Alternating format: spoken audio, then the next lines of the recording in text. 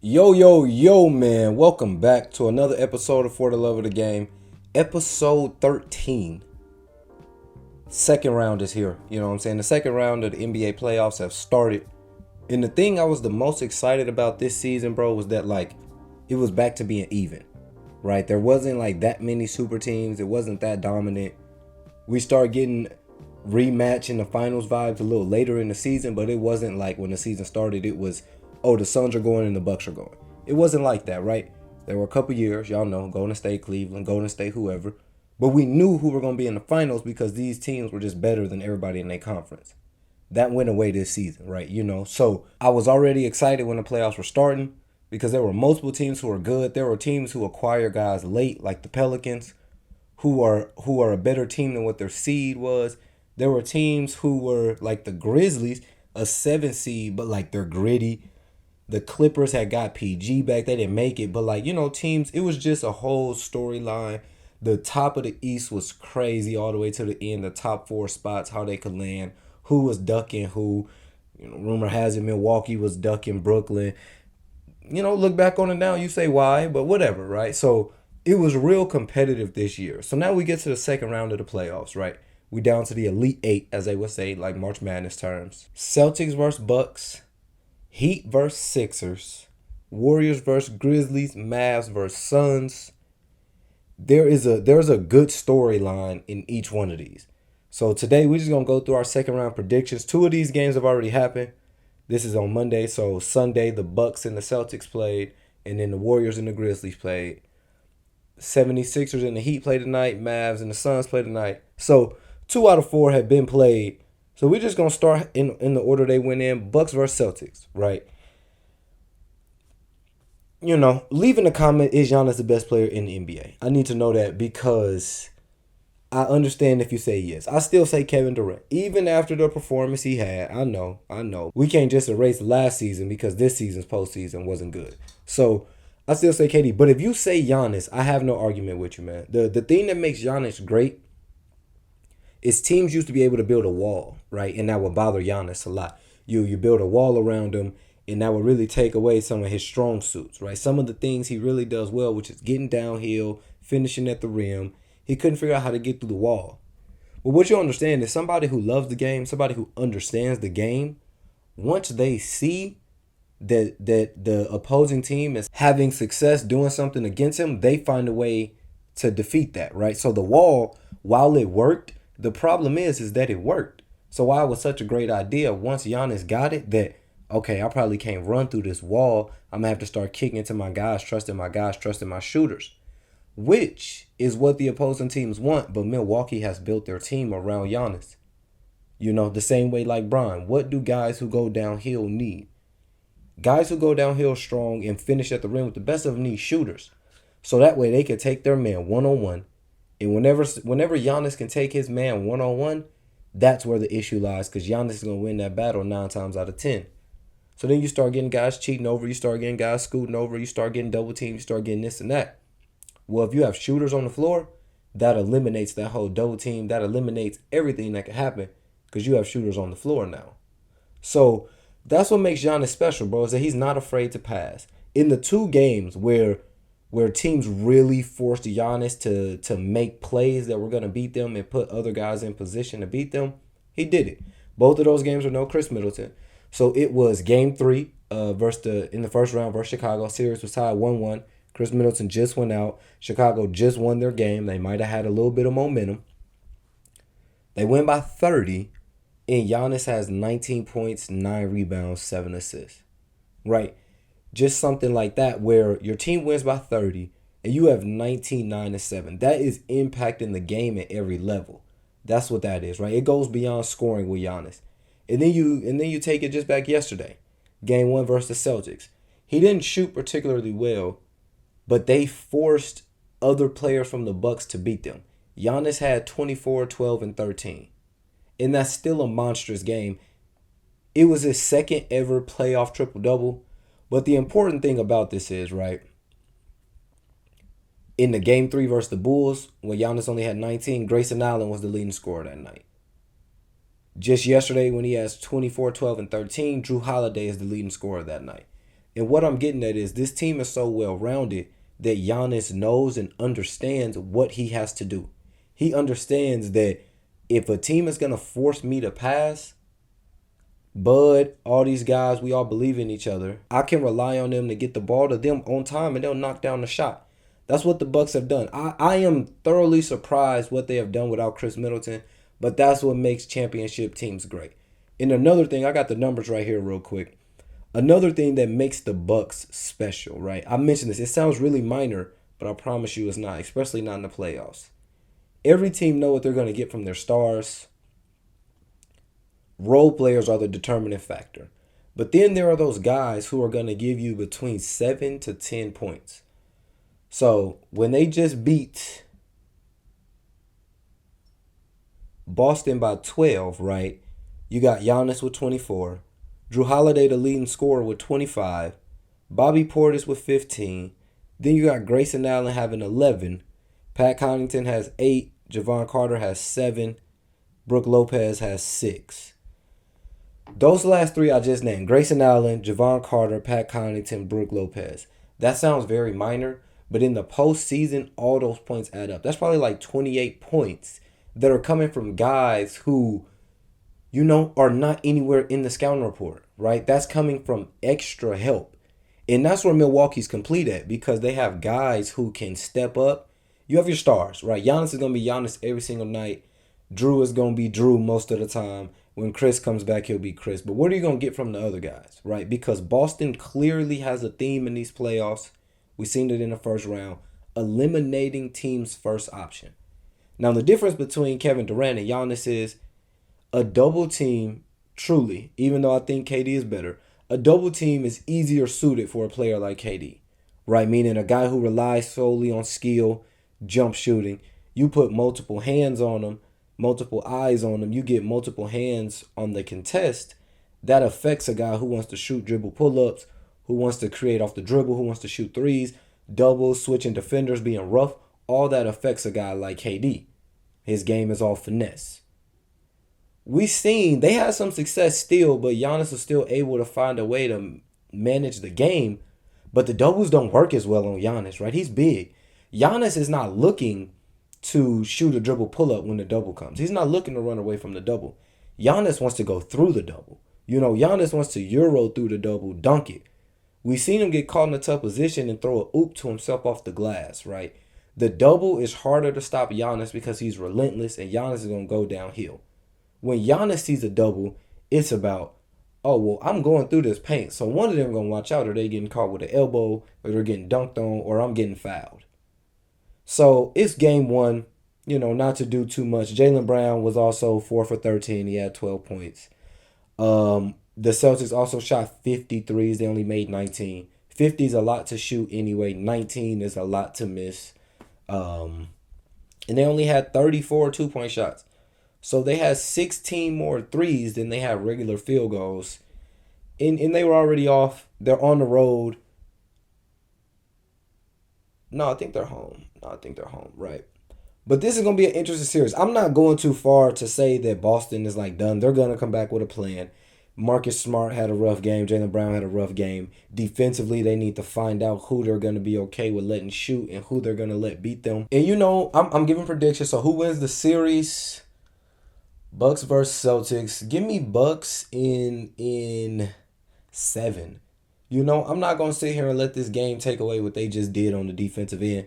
Take away the numbers Jason Tatum just had turned into a superstar, a two-way superstar, then a two-way facilitating superstar. He really elevated his game. He put himself on the map. Jaylen Brown was big that round. You can't let one game do this. But what I will say is Milwaukee, they making a case without Chris Middleton, right? Championship DNA, really showing that they one of them teams. So that'll be a good one. But give me Bucks in 7. And then the other game that went on yesterday, Warriors versus Grizzlies. Right. Most exciting series. I'm going to say that. Right. I'm going to say that because I'm also going to say Celtics versus Bucks will be 2nd. Heat versus Philly will be 3rd. Mavs versus Suns will be 4th. We'll get into all why. But this series right here, because Ja Morant always plays extremely well versus the Warriors. Right. Ja Morant is a dude who always has a chip on his shoulder. He got that dog mentality. You know what I mean? So when the lights are on, when he's at his brightest, Ja Morant will all the smoke, literally. And especially Steph. He came out and said, Steph is actually his favorite matchup in the league. And there's a reason, because he be killing Steph. But one-on-one, that matchup favors Ja, right? He's more of an aggressive player. Everybody knows you can attack Steph on defense. Whoop-de-whoop-de-woo. But the Warriors win this one by one. I think it was 117, 116.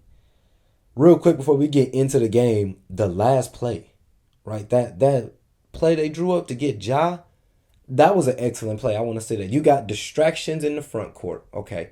Distractions in the front court. You got Ja in the back court, and you throw it, and you let Ja Morant, who's a slasher, who gets downhill, who finishes at the rim with the best of them, get a full head of steam on a dribble handoff on the left.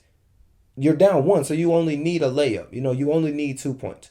You need 2 points, you're going to Ja Morant. You let him full head of steam, he goes down court. It was defended well by the Warriors, though, right? It was a great switch from Gary Payton to Clay. They didn't miss a beat. Because if you would have missed a beat, Ja's fast enough to get right by you. That's what I was saying. So them being, locked in like that and keeping Ja contained. Clay contested it well. Gary Payton came over the top. But that was a good play call. Despite the L, in a situation where you down one, I would take Ja Morant full head of steam dribble handoff for a chance to win it. So I just want to say that's a good play. But bruh, the Grizzlies, I want to say they putting themselves on the map, but I also want to say the Timberwolves choked and Memphis shouldn't even be here. But they are here, so we can't really play the what if game. But Jaren Jackson Jr., bro, 33 points, 10 rebounds, 6 for 9 from the 3. In a dude where Ja Morant didn't get going until later that game, right? Late third quarter, all of the fourth. But until then, up until that point, Jaren Jackson was the one really keeping the Grizzlies in the game, truly, because his impact offensively and defensively, he had his team playing at another level. And then his confidence was at another level, bro. And he's a dude who was in the running. Well, he wasn't in the running for Defensive Player of the Year, but he led the league in blocks. Tell me how that works. I don't know. But a guy who's young, and for you to play Golden State, right? You guys are ranked higher than them. Memphis is number 2 seed. Golden State's a number 3 seed. But I think everybody feels like Golden State is the better team, right? They're getting that dynasty feel back. But for you to come out and give those guys 33 and 10, y'all take it right down to the wire. Y'all lose this game, but it was like the Pelicans against the Suns that I kept referring to. It's like it gives you hope, though, right? You see everything that happened in this game and you lose by one. Ja didn't play the best, and you're like, okay, and that's a 1-point game. Klay Thompson missed some free throws. You had every opportunity to be able to win that game. So for him to do that, I think that's going to spark his confidence. And then Ja. It's so weird, bro. Ja shooting like 25, 26% from the 3. But he just came off of 34 points, 10 assists, 9 rebounds. And in the postseason as a whole, right, just his numbers, even though he hasn't shot well, he's still averaging 23 points, 10 assists, 8 rebounds. So that shows what kind of young star he is, the fact that he isn't shooting well, but he's still finding ways to impact the game, right? He had his first career triple-double. He almost had another one here. He almost had another one to close out Minnesota, right? He's on another level without the shooting.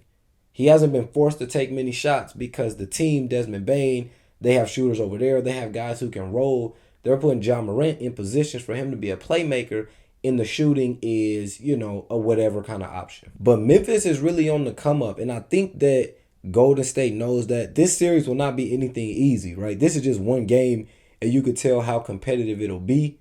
My only problem if this series gets away is because can Memphis close out games, right? So Memphis was able to go on tons and tons of runs against Minnesota, but that was because Minnesota wasn't able to close out games. They were terrible every fourth quarter. They gave up so many leads. They're trash, all right? So, but now Memphis is a younger team. So was Memphis coming back and closing that game, or were Minnesota making just mental errors and making it easy for Memphis to get back in that position? That's what I want to watch during this series, is how do they react to runs. They reacted well. They were at home also. They reacted well in game one. And it seems like their mental was okay. You seen Ja Morant on the stanchion after the game, just sitting there, a little disappointed about the layup. But personally, with that factor I just named about them closing out games, and then just the youth, And then just Golden State as a whole, I think Golden State's gonna be too much, right? I think the experience, right? I think the skill. I think Jordan Poole, right, who had 31, led the team in scoring.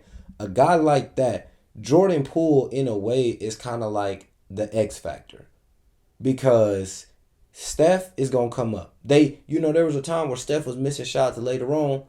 So if Steph doesn't come up, you know who will come up? Klay Thompson. Steph was missing some shots late in the game. Klay Thompson's able to hit a big three to give them the lead. You know what I mean? So when you look at it like that, I think Jordan Poole being able to drop his 31, being able to get into the lane a lot. He was in the lane a lot on Sunday, right? It wasn't just from the three. He was really playing a whole complete basketball game. So for him to get 31 in the postseason in the first game in various ways, and Steph and Klay are still finishing the game, getting all their shots, I think that says a lot about Golden State. And I think Andrew Wiggins and Gary Payton II, I think that is the big, like, determining factor, right? Wiggs in the last game, he had 17 points, 8 rebounds. Gary Payton had 8 points, 3 assists, 6 rebounds in a posterizing dunk. I ain't gonna forget that. He yammed on was that Desmond Bain? Yeah, yammed on Desmond Bain. That was foul. But Gary Payton with 8 points, 3 assists, 6 rebounds. That's very minor, right? But he's a guy who you don't look in the stat sheet for those guys, right? In Golden State, it's so lethal because they have 3 of those. They have Draymond, Gary Payton II, and Juan Toscano Anderson. And Iguodala, right? They have 4 guys who play vital roles on that team, but it's not in the stat sheet, you know? Or it's really in the plus minus, or it's the impact they have. It's diving on the ground for loose balls. It's holding teammates accountable, right? They have like 4 of those guys. It's making the extra pass, setting the good screen. They have 4 of those guys who do that at a high level, which makes them all interchangeable. There was a point late in the game where Gary Payton went out. Ja Morant blew past Jordan Poole for a layup, right? And Steve Kerr instantly put him in, Gary Payton, and took out the big. And they ran super small with Wiggs at like the 5. A lineup of Steph, Klay, Jordan Poole, Wiggins, and Gary Payton. But you see, Gary Payton makes that because his defense, right?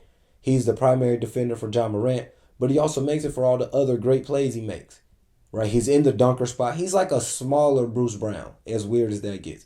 And Bruce Brown is a smaller PJ Tucker, right? PJ Tucker is the dude who really revolutionized that small 5 or 4 role. You remember when he was running with Houston, no Clint, and it was him holding it down. And then now Bruce Brown has came for the Nets. He sets picks, he rolls, he's in the dunker spot, he does floaters, he guards the other team's bigs. Gary Payton doesn't guard the other team's bigs, but he sets picks, right? He's the roller. He's the one that when you break down the defense and you throw a bounce pass, it's to him in the dunker spot. That's how he dunked on Desmond Bain, was off a roll, off of a screen. So the impact that they're going to have, the experience that they have, how deep Golden State is, I'm going to have them beat Memphis in 6, right? So give me Golden State in 6. Now on to the 2 that haven't happened yet, all right? Suns versus Mavs. This to me is pretty simple. It's going to come down to DeAndre Ayton, right? The game is tonight. What can DeAndre Ayton do? Because the guard matchups, you're going to be pretty even at the guard matchups, right? You're going to have Luka and Devin Booker, Chris Paul, and Jalen Brunson, right? So from the guard matchups on both teams, that's going to be even. Where it gets scary for the Mavericks is the fact that once we get off of those 2 players, I know that the Mavericks have tons of role players and everything, but it's very faint, right? What kind of impact are they going to have, right? Maxi Kleber, Reggie Bullock, right? All these guys, what kind of impact are they going to have? Dorian Finney-Smith, all of them. Because the Suns, I've said it 100 times on this podcast, they're a super team. They run 8 to 9 deep of guys they can put in and not miss a beat, right? Guys that can come in and at any moment have 11 points in that spurt that they were in, right? So the big question is, what do you get from those extra guys from the Mavericks? Luka's going to have to be magnificent. Jalen Brunson's going to have to see what he can do. He's going to have multiple bodies thrown at him. The Suns are another team that can do that, throwing multiple guys. We're going to see a lot of Mikal Bridges on Luka. We're going to see a lot of Mikal Bridges on Jalen Brunson. We're going to see a lot of Cam Johnson on these guys. A lot of length. Torrey Craig. Aaron Holiday will get some time on Brunson. I think that's the most interesting part is depending on all the guys they can throw at them. Can they be physical with Luka? Can Luka play through the physicality? Can Luka go downhill with DeAndre Ayton down there? How does it go? And then Ayton, can you be the big man that CP makes you? You know what I mean? Like CP puts you in all the great places to be a great dominant big man. But can you do that night in and night out? This is going to be the one because I think this is really a matchup in his favor. And especially if Dallas ever wants to go small, which is what they want to do because they have tons of guys who can beat you off the dribble, or at least two guys who do it at a high level, so that's all you need. But can DeAndre Ayton be dominant down there, really be the one that makes a difference, and really be the one that makes an impact in this series?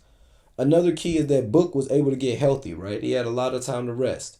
So I'm expecting a big performance coming off of Book because we know that game 6 versus the Pelicans, maybe not nursing the injury, but he maybe wasn't 100%. You know what I mean? But now he's had some time to rest.